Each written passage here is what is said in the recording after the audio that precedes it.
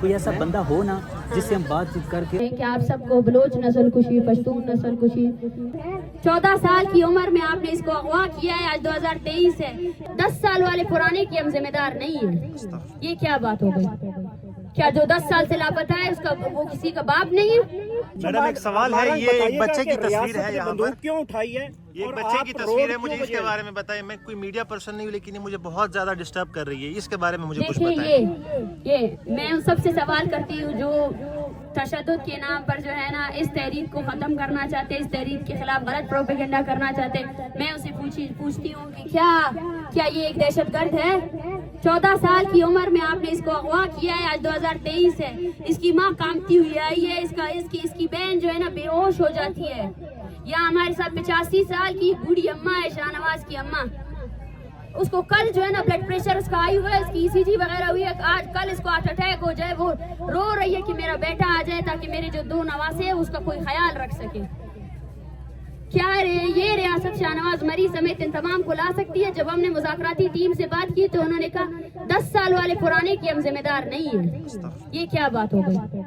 کیا جو 10 سال سے لاپتہ ہے اس کا وہ کسی کا باپ نہیں ہے؟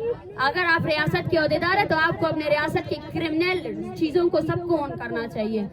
میں یہی ان کو سوال کرتی ہوں، سب سے پہلے جو یہاں پہ گمشدہ جن کو آپ نے اٹھایا ہے طالب علموں کو، ان سب کو رہا کیا جائے. اور دوسری بات یہ ہے جو آپ نے اس تحریک سے منسلک جتنے لوگوں پر سینکڑوں لوگ سڑکوں پہ نکلے ہیں بلوچستان میں ہزاروں کی تعداد میں، آپ نے جو ہے نا تقریباً 100 سے زائد لوگوں پر جو ہے نا FIR درج کیے ہیں. ان FIRs کو کوش کریں. اور میں بارہا کہنا چاہتی ہوں کہ جب تک ہمارے سب سے زیادہ مطالبات پورے نہیں ہو جاتے ہیں ہماری کوئی بھی مذاکرات کامیاب نہیں ہوں گے.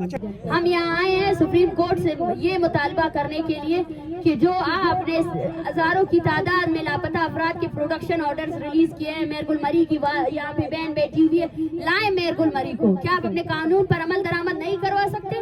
ہزاروں مرتبہ آپ نے جبری گمشدگی کے نوٹس لیے ہیں لیکن ان نوٹسز پر عمل درآمد کیوں نہیں ہوا ہے؟ اور یہ جو یہاں پیچھے بیٹھے ہوئے کسی کا 14 سال سے غائب ہے، کسی کا 10 سال سے غائب ہے، پہلے ان کو لے کر آئے.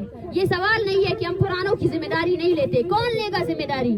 یہ دیکھیں، یہ سرکاری ملازم، یہ آپ بلوچوں کو دہشت گرد کہتے ہیں، یہ اس نے وردی کیا کس کی بہنی، لیکن اس وردی نے بھی اس کو نہیں بچایا کیونکہ اس کے نام کے آگے بلوچ لکھا ہوا تھا.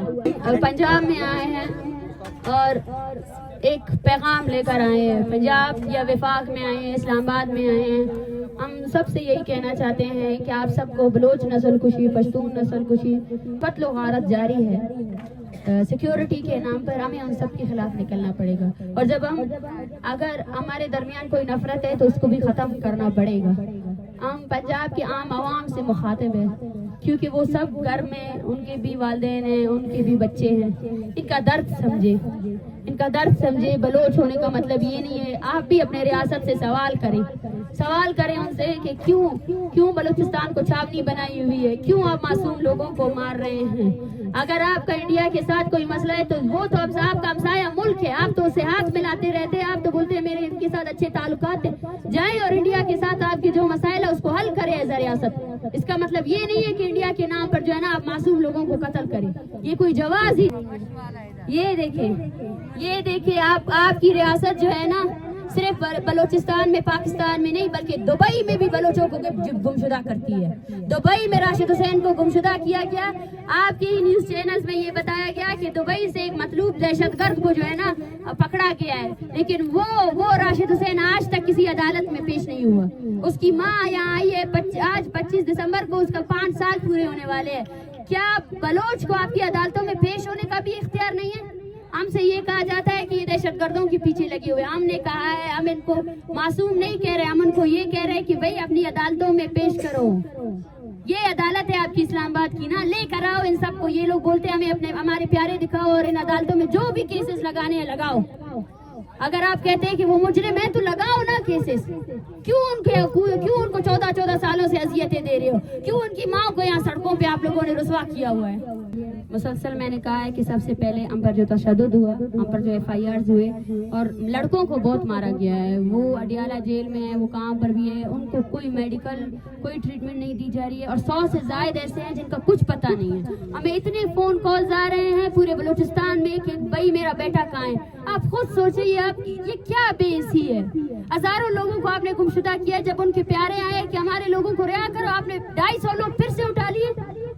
ये आपका अदलिया है, ये आपका इंसाफ है। फिर हमसे कहा जाता है कि आप जो है ना रियासत मुखालिफ नजरिया ले रहे हैं। रियासत खुद अपने मुखालिफ है। पहले जो है ना आप देखिए कि नौरोज खान को जो है ना पहाड़ों पे चढ़ाने वाले कौन थे, तशद्दुद करने वाले कौन थे, कुरान के नाम पर उसको उतारने वाले और उस समेत उसके बेटों को 9 लोगों को जो है ना शहीद करने वाली रियासत से हम सवाल करते हैं। आपसे हम सवाल करते हैं कि आपने हमारे इस बलूचिस्तान को क्यों चावनी बनाया हुआ है। आपसे हम ये सवाल करते हैं कि आपने गली कूचों में हर जगह जो है ना जितने गटर और नालियां नहीं है उतने अपनी चावनियां और अपने चेक पोस्ट बनाए हुए हैं।